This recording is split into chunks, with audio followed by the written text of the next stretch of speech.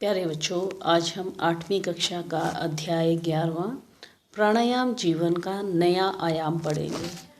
वृंदा आज बड़ी खुश है। उसके पिताजी घर छुट्टी लेकर आ रहे हैं। वे फौज में अफसर हैं। वृंदा बड़ी बेसब्री से पिता के आने की प्रतीक्षा कर रही है। तभी गाड़ी घर के समीप रुकी और गाड़ी से उसके पिताजी नीचे उतरे। पिताजी अगले दिन प्रातः परिवार के समस्त सदस्य नहा धोकर दिनचर्या की क्रियाओं से निवृत्त होकर प्राणायाम करने बैठ जाते हैं। पिताजी, प्राणायाम योग का चौथा अंग है। प्राणायाम 2 शब्दों के योग से बना है। प्राण का अर्थ है शरीर द्वारा प्राप्त व निष्कासित वायु तथा आयाम का अर्थ है उसकी गति को बढ़ाना। इस प्रकार प्राणायाम का अर्थ है प्राणों का नियंत्रण एवं विस्तार। अतः इसके मुख्य घटक हैं पूरक, रेचक व कुंभक।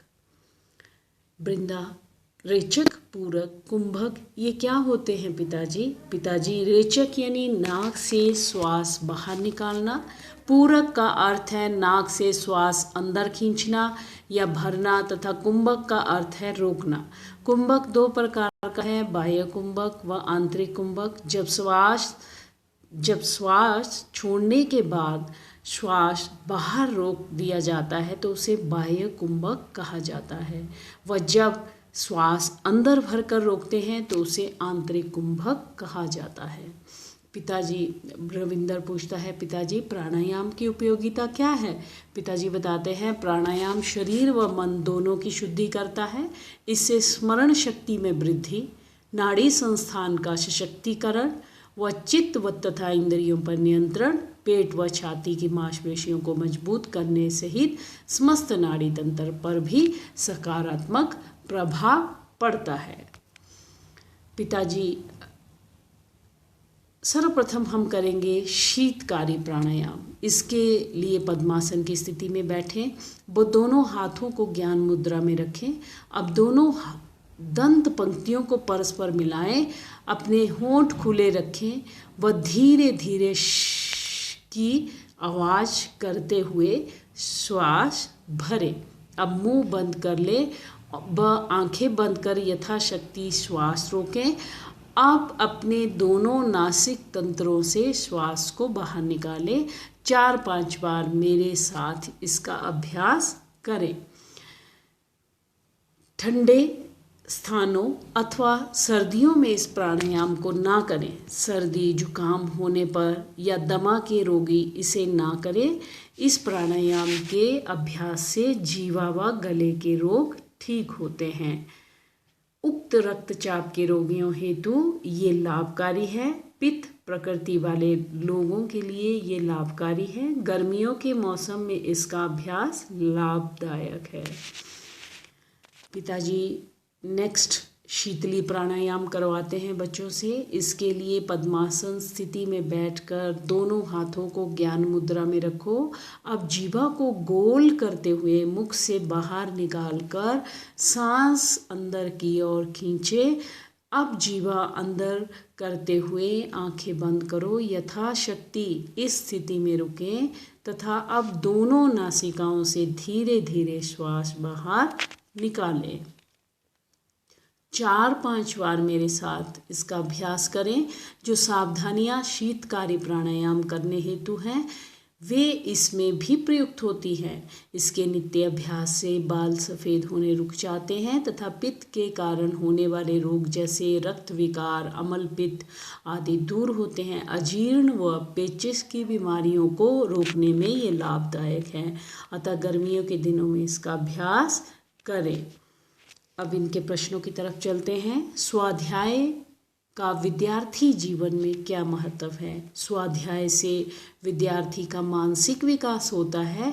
ये अपना कार्य स्वयं करना सीखता है। वह अपना कार्य स्वयं करना सीखता है।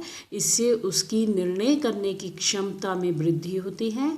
वह आत्मनिर्भर बनकर जीवन में सफल होते हैं।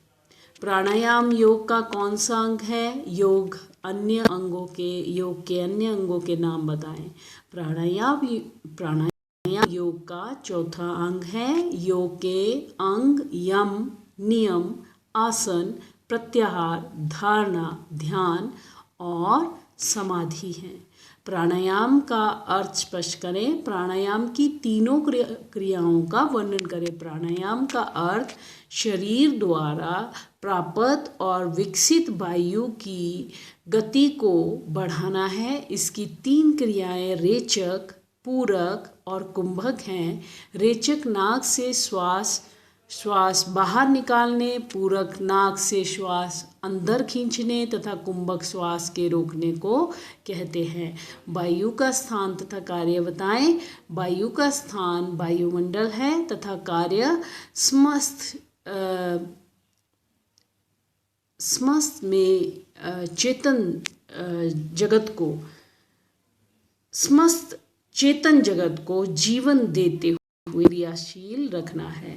वायु का स्थान वायुमंडल है तथा कार्य समस्त चेतन जगत को जीवन देते हुए क्रियाशील रखना है।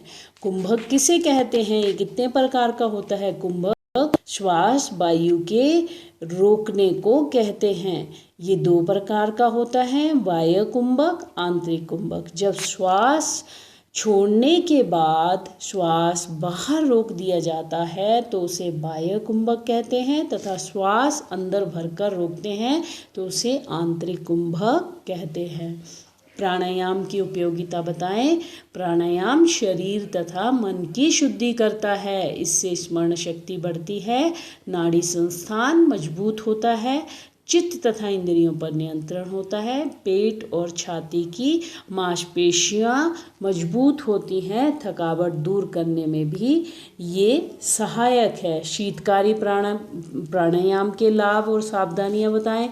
शीतकारी प्राणायाम में जीवा और गले के रोग ठीक हो जाते हैं, उक्त रक्तचाप ठीक हो जाता है, पित्त प्रवृत्ति के रोगियों के लिए ये लाभदायक है। ठंडे स्थानों तथा सर्दियों में शीतकारी प्राणायाम नहीं करना चाहिए।